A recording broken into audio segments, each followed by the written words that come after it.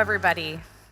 As someone who wakes up every single day thinking about critical minerals, I cannot tell you how honored I am to moderate this discussion with Senator Murkowski, who ignited the needed interest in this topic many years ago. Senator, thank you for your early and unrelenting leadership on this issue. I contacted some of your old staff in preparation for this panel to ask what the earliest piece of legislation you introduced related to minerals was. They pointed me to the American Critical Minerals Security Act, a bill that was an important framework for President Trump's Minerals Executive Order in 2017, and then became law in the Energy Act of 2020, setting the US Geological Survey and Department of Energy minerals and materials lists forward. And I treat the USGS lists and minerals commodity summaries as my personal Bible, so appreciate your getting that into publication. In this policy space, we often say that China is 10 or 20 years ahead, but you introduced that bill in 2011, and that wasn't even the first one that I found on this issue that you put forward. While a lot of us probably wish now we could go back in time and mobilize then, we cannot deny the attention and momentum around the concepts you've been working on for over a decade and a half that are really coming into full focus today. So, Senator, looking back, what progress have we made so far, and where do you see the biggest gaps that still need to be addressed? Well, Abigail, first of all, let me thank you.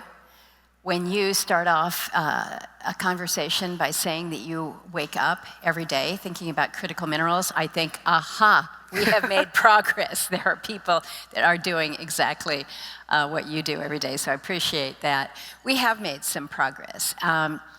And as one who gets a little bit pushy about moving faster and moving more aggressively and doing what needs to be done, I can get discouraged that we haven't made greater progress.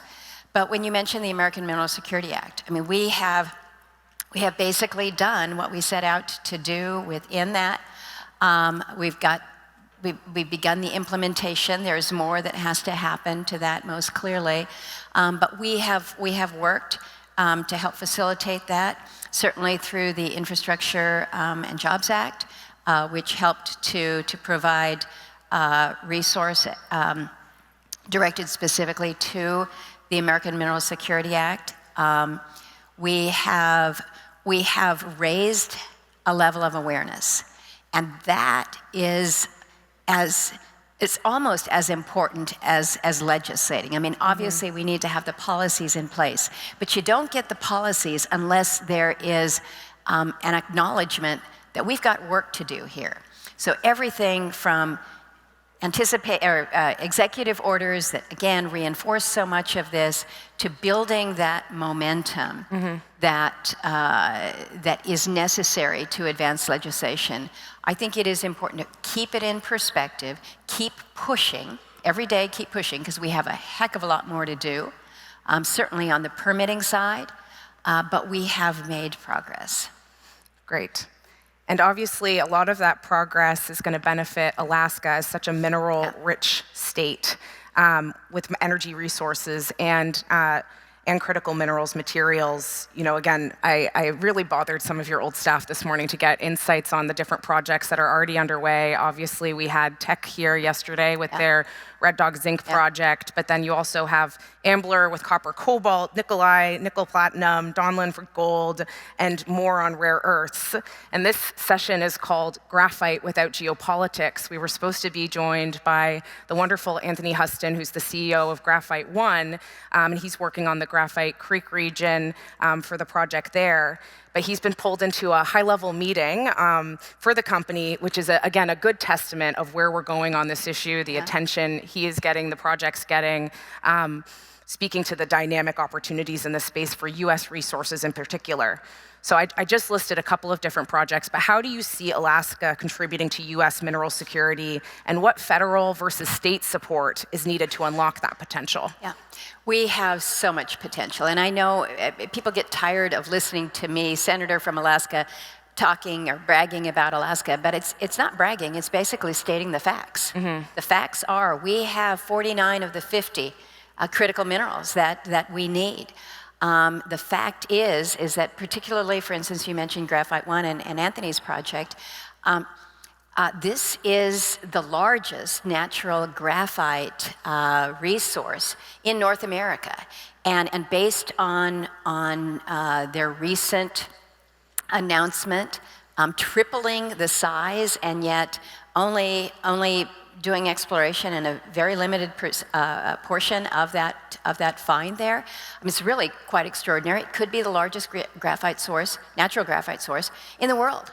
I mean, this is in my state. You mentioned the prospect in other areas, Donlin, Ambler. You mentioned Red Dog, but we have it all. We have all of the base minerals. We have the gold, the silver. We have the copper. We have, again, 49 of the 50. So there's a lot of talk right now about another big Arctic place. That would be Greenland. I would suggest to you that the US big Arctic place, Alaska, has those resources that Greenland has, and probably a little more cooperative environment, hopefully, in terms of being able to access those resources. We have the resources, but where we are challenged, really, is in the infrastructure. I mentioned the Ambler prospect, great for us, but we need to have a road to get into the area. Graphite 1 is an extraordinary project, but their reality is powering that mine is going to be a challenge because you're in an area where the community of Noam, your next largest community, is powered by pretty much diesel, a little bit of wind supplemented, but it's expensive, it's difficult to move in there, and so making sure that power is part of that project is, again, going to be something that we've got to factor in. But as far as the resource goes, we got it all. I'll keep on the infrastructure topic because I think it's a really important one. When we think about critical minerals and the attention they're getting in the National Energy Emergency Declaration, focused within the National Energy Dominance Council that was recently created, when I think of that, I think about both the contributions to new energy technologies, but also the energy demand that minerals have. It's a very energy-intensive sector, the processing, smelting, refining. And so you alluded to essentially those interconnections and their need there, which are particularly acute in more remote areas of the country where we have these resources available. So you mentioned roads, you mentioned the power connections, transmission infrastructure, also water systems. Yep. You know, this speaks to kind of the broader permitting need in the space. You know, how is this coming up? I guess the connective tissue between reindustrialization, bringing minerals processing and extraction back to the United States, or amplifying it in the United States, rather, and how are we kind of navigating that in Congress? Is that evident, the dynamic there? We're not navigating it well. Let's just put it that way. Let's acknowledge that we've got a gap here. And this is where I think maybe we need to challenge our departments, whether it's Department of Interior, Department of Energy, that when you're talking about meeting the need for this resource, and again, whether it's through an executive order or through permitting legislation, recognize, or grants and loan opportunities, recognize that it's more than just accessing the mineral itself. Yeah. It's the accompanying infrastructure, the architecture that comes with it.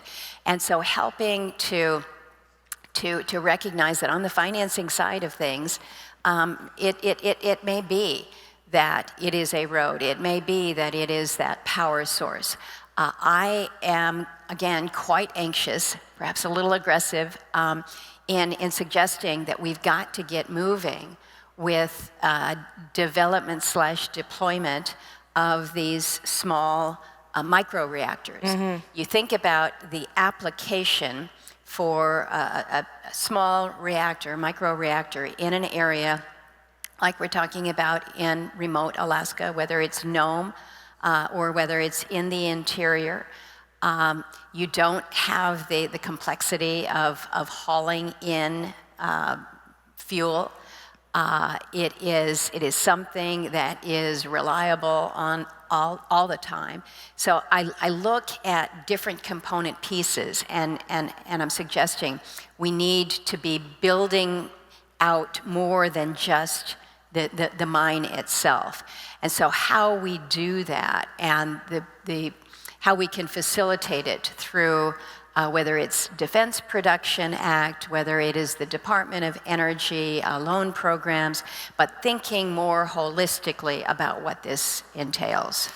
And I think that's crucial. I'm never one to say that we should be looking to China for best practices, but the competitiveness of US projects that have to contend with the lack of surrounding infrastructure, both roads and physical moving of extracted materials, and then the interconnection issues, when many of these industrial sites within China are already all there, all connected and ready to go. And so when you're thinking about driving investment within the United States, as you rightfully pointed to, the greater risks of that interconnection to the infrastructure needs is missing still. So definitely see that as very important. And just to follow on with that, in the Biden administration, I was more than a little bit frustrated because what we were seeing was Department of Energy was helping to facilitate resource development in foreign nations, particularly in Africa. It was going after graphite in places like Mozambique. Processing was to be done here in country, but the resource itself was coming from somewhere else. And then seeing funding for a rail to help transport the resource. And I'm kind of waving my hand over here in the Alaska corner saying, I'd take a rail, I'd take a road. We've got the resources here for the same resource that you're going after in an African nation. We're a little bit safer in Alaska. We're the same country. We could make it happen here. So prioritizing. It's not to suggest that we don't think about how we build out this infrastructure. It's just that we haven't done it here. And this is what we need to be thinking about, again, more aggressively, is what more we can be doing within our own country. And sometimes I think we take the view and the attitude that we just want the resource. We want it for our fighter jets. We want it for our fast cars. And we don't really care where it comes from. We need to care where it comes from. We need to care where it's processed.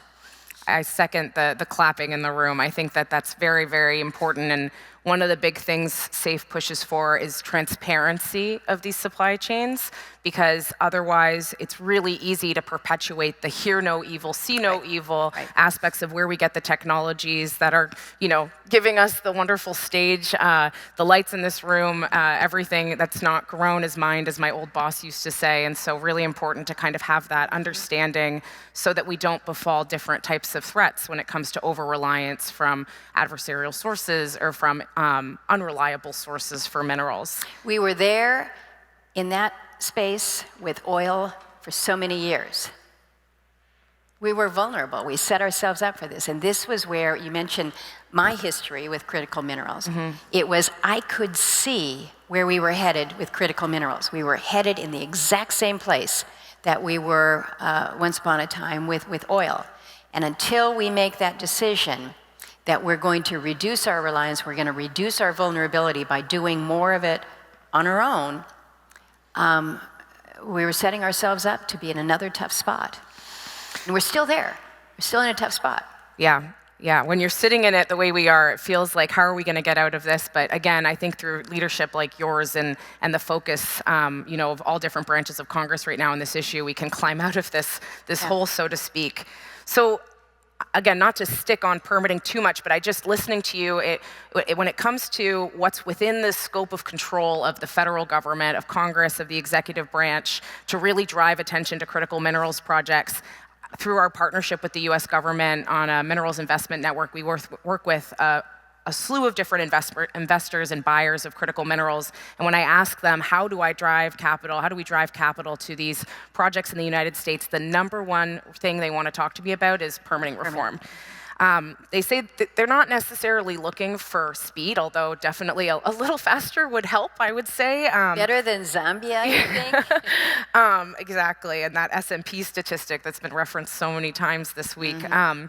But rather what they ask us for is clarity of process, objectivity of process, and then the ability to actually execute the process.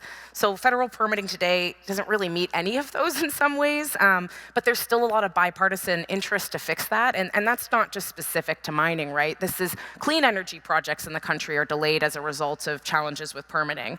So I'm curious, like, what role do you see the legislative branch playing in this? Are you optimistic we're going to get this? Because these investors also want to see legislation move because they're fearful of being the next Keystone XL of mining, right? Where you have every 4 years a permit change. And so really curious, like, how can organizations help you guys push permitting reform on the Hill in the needed bipartisan way, given the policy aspects of it?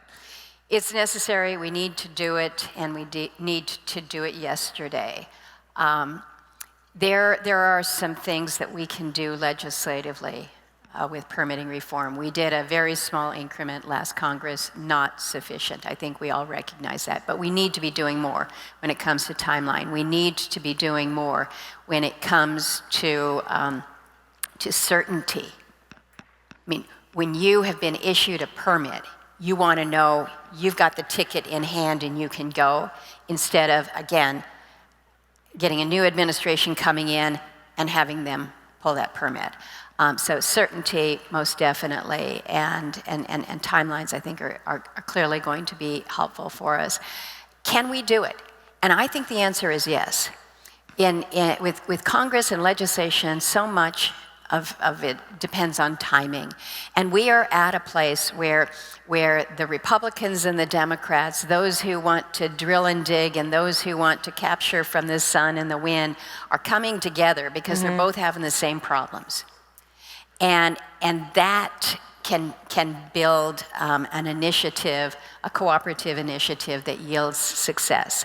I said last year that I really thought that we were going to be able to take the legislation that had been advanced under Senator Manchin's leadership as chair of the Energy Committee at the time. It wasn't the end-all be-all, it wasn't perfect, but I think we'd felt that convergence come together. That's still there. Now, what we can't do, we can't make the mistake of saying that now that the Trump administration is in place and they have obviously a much more bold attitude about how we drill and how we dig, we cannot allow this message to mean this is all we're going to be advancing. This is all we're going to be doing the permitting for. Just as the Biden administration could not say, well, we're only going to do those renewable projects. It has to be that even playing field. It has to be permitting for all.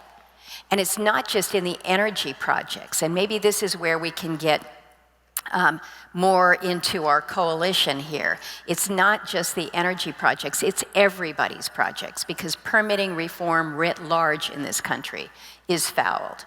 And so if we can view this as there is shared interest for us as a nation to do more to make sure that we're permitting wisely and smartly, but in a time and a transparency that makes sense and provides for that certainty, I think we can advance this, and I think that you can do it in a way that is enduring. I am not interested in trying to advance permitting reform in a reconciliation bill that will be entirely partisan, and then have the Democrats come in next go around and say, it's kind of like the IRA. The Republicans want to get rid of the IRA. We don't want them to get rid of what we have put in a reconciliation package if it benefits permitting. That's why you've got to do it by legislation. That's why you've got to do it cooperatively on a bipartisan basis. That has to happen. Yeah, incremental progress is good. We can't let perfect be the enemy of the very, very good, but it has to be sticky. Yep. And so definitely really appreciate your leadership and the way you're seeing kind of change here. You alluded to kind of the different applications, and even in listing out the different projects Alaska has from a mineral potential, a lot of those nickel, graphite are going into predominantly their demand, especially for graphite, and then soon in 2030 for nickel, is really affiliated with batteries. And then you also have fossil resources. So both of them are really part of the president's energy dominance agenda. I'm wondering if you feel any tensions between kind of developing both, given sometimes people put them in a competitive nature, and how you navigate that as a senator for such a resource-endowed state. Yeah, I think the tension is workforce. We're going to be competing for the same talents, really. When you think about those that have been advancing our oil opportunities up north, they're basically many of the same types of people that we would ask to go out to a remote work site and work in a Graphite 1 project or wherever it may be. So we have workforce challenges, but it's also on the financing side. Look, these are big projects. These are expensive projects. And so having access to that capital. And one of the things that we were able to do to help Antony and the folks at Graphite 1 do was to get them that letter of intent with the Ex-Im Bank. I mean, that was important. So financing and opportunities to really advance these projects. Do you have competition there? Yeah, probably. Workforce, yes. And I think, again, when I think about some of the big projects that we have in Alaska, believe it or not, we're competing for things like barge space. Because you got to get everything to Alaska from the mainland. And so the ability to even move stuff up north, much less get the materials, but move the stuff. So we have different challenges. But again, when you have the raw resource in an extraordinary abundance, let's figure this out. This is a good problem to have. And it's here in the United States of America. We're already a state, number 49, but we're in there and we're loud and proud. Yeah, I have to say, it can feel really daunting to look at the different competition challenges you just laid out, especially, I need to look more into kind of the barge space competition, but when you have so much converging, like the geopolitical motives in this, the workforce, the financing, the physical abilities to deliver on these projects, even though it seems insurmountable, it pushes all of this forward, and so we can have really meaningful progress. Senator, I want to thank you so much for joining us today at the SAFE Summit. Thank you for your long enduring leadership and your optimism as we move forward. You said a couple of times you feel like you're being aggressive. Keep being aggressive. We need more attention on this issue. Thank you again. Thank you. Appreciate it. Thanks.